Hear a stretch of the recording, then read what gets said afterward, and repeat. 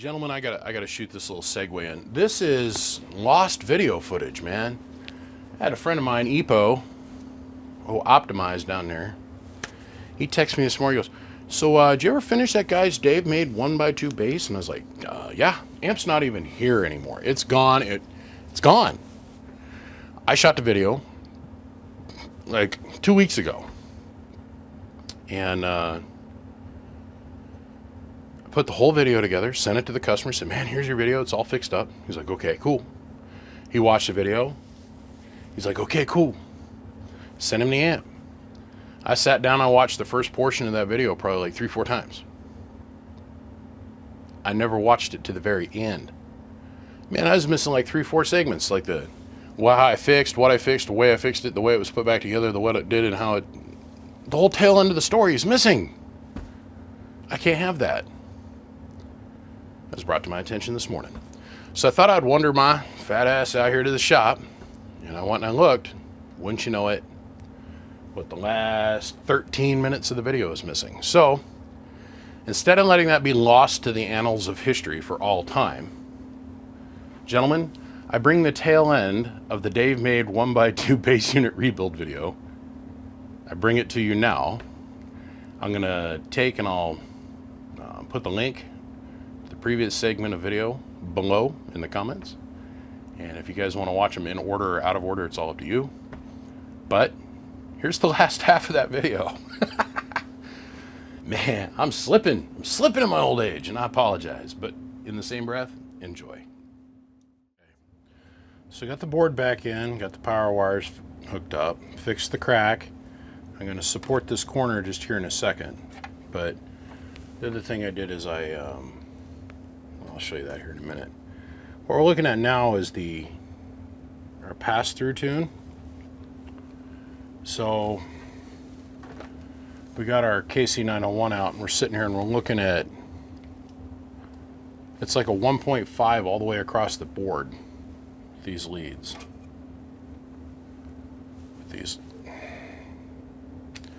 I'm just not happy with this camera the way it's working out for me today. With these leads, this is our entire pass-through circuit. Look at it moving up and down. I want to see if I add a capacitor to one side of this thing, if we can get that SWR to pass, or get the pass-through to drop. Let's see, is this a 20 puff? Yes, no. It's a 200. I can't use that. Wrong value. 27.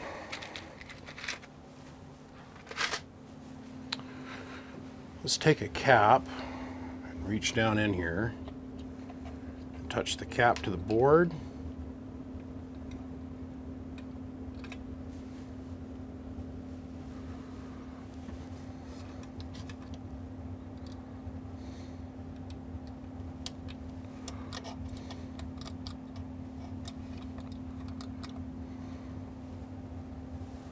Boom, just like that. You see that?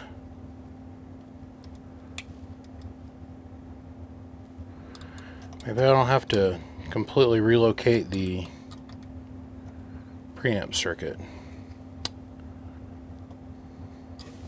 Huh, okay.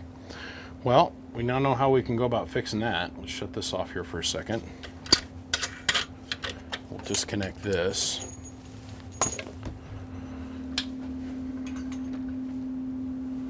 Let's go ahead and set this up here front and center. So we fixed our short. So now we got power supply control, but look at this switch. The switch is busted.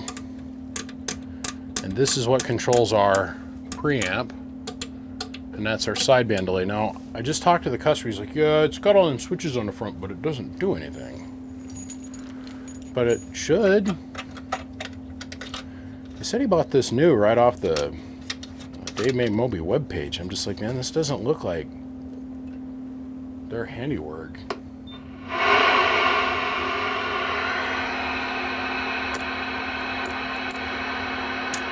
Alright, let's turn the preamp on.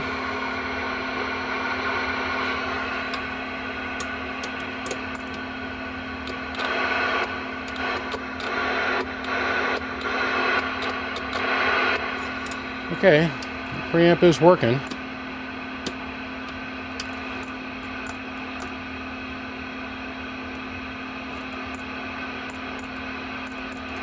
I gotta replace all the switches. I'm just gonna replace all the switches. This is a 3-position switch and it only should be 2. This is a 3-position switch, on, off, on. This is an on and off, but it's intermittent, so. Let me fix. So we put some labels on the front of it, and we fixed all of the switches, as in we fully replaced them. These are all brand new switches, all tied together. It's literally on or off instead of 3-position bullshit. Fixed what they actually went to. Tied the lines together. He's telling me he bought this directly from Joe. And my God. Every time I turn around, I'm finding something else that was just like thrown together just in the last second. It's okay. Now, he wants to be able to use sideband with it. It's the only thing it's got a bias choke on it. The 1-pill section doesn't. Doesn't really necessarily need it, but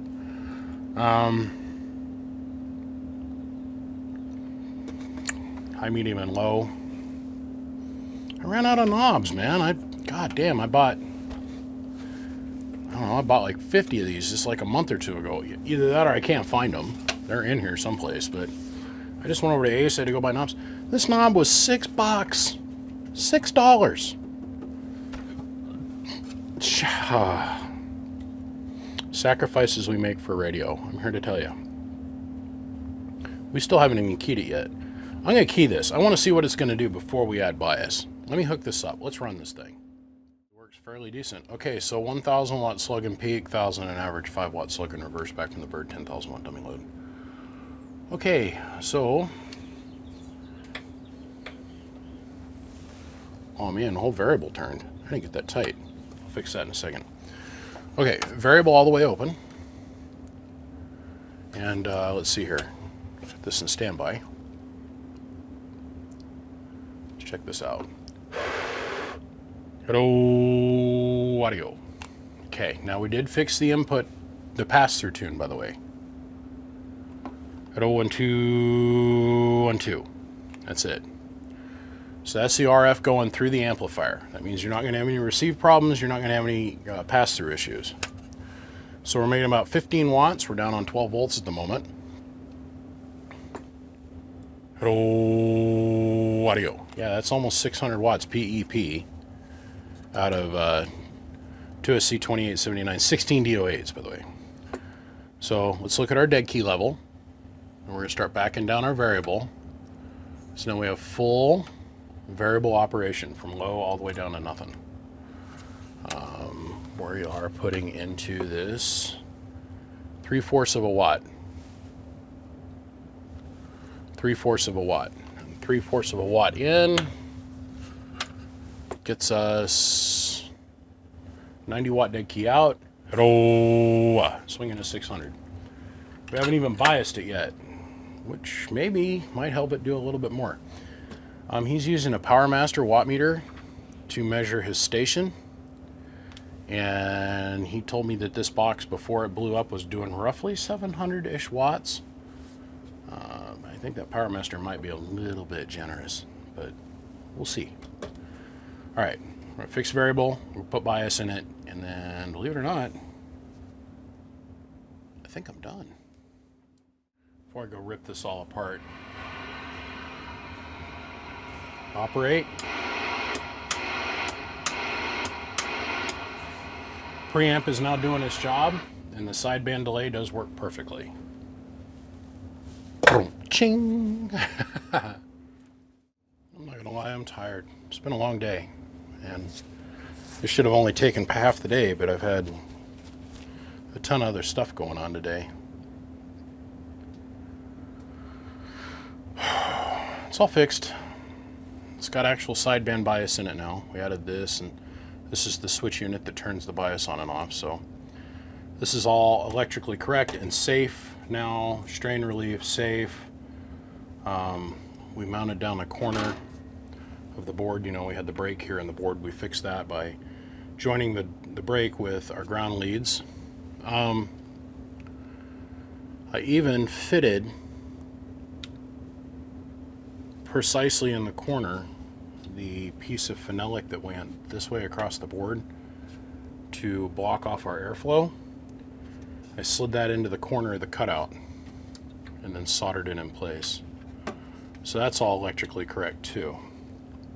Perfect. Pass-through tune is good. The input tune is good. The output tune is good. It's got good bias on it. Preamp's fixed. It's got the right transistors in here for the actual output. We upgraded the power wire all the way around for the 1-pill section, the 2-pill section. Put real capacitors in here.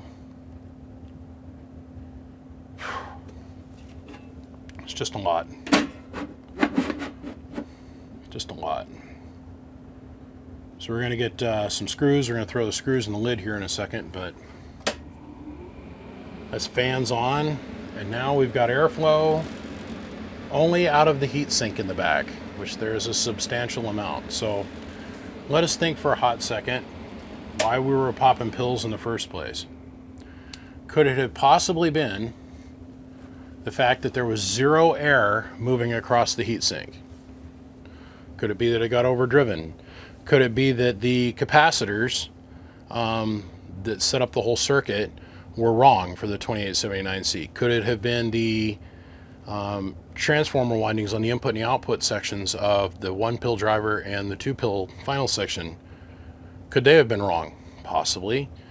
Could it have been the hunks of shit that were stuffed up underneath the transistors? Could have been that too. All I know is this is put together literally all like new. Could it be that the board wasn't mounted down all but except for on two sides? Possibly. Now we've got a hard hookup over here, hard point over here that has all been resoldered because it was all broken.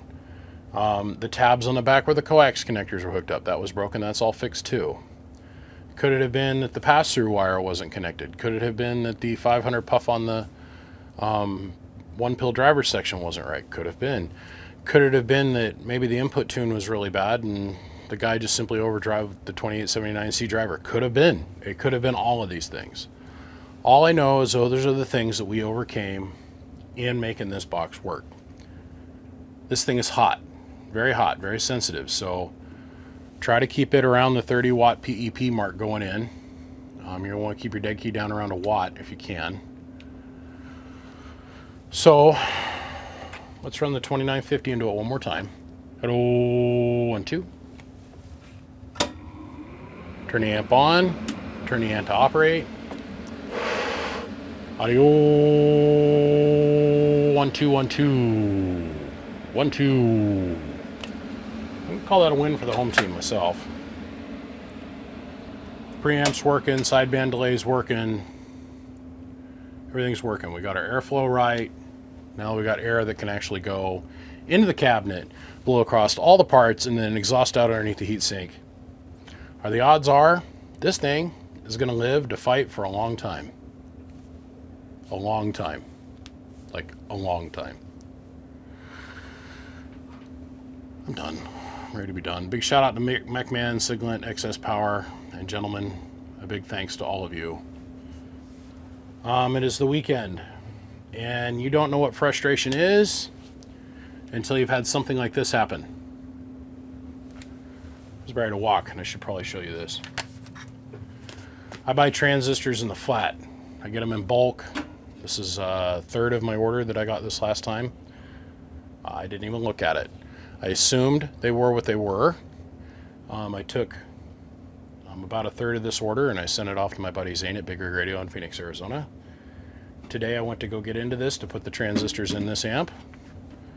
And come to find out, these are all 2879Cs that are in here.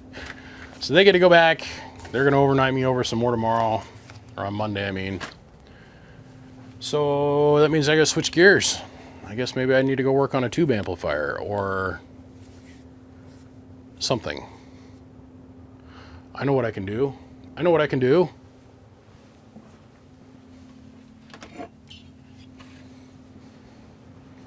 You guys are constantly bugging me for one of these, and I happen to have another dead soldier sitting here.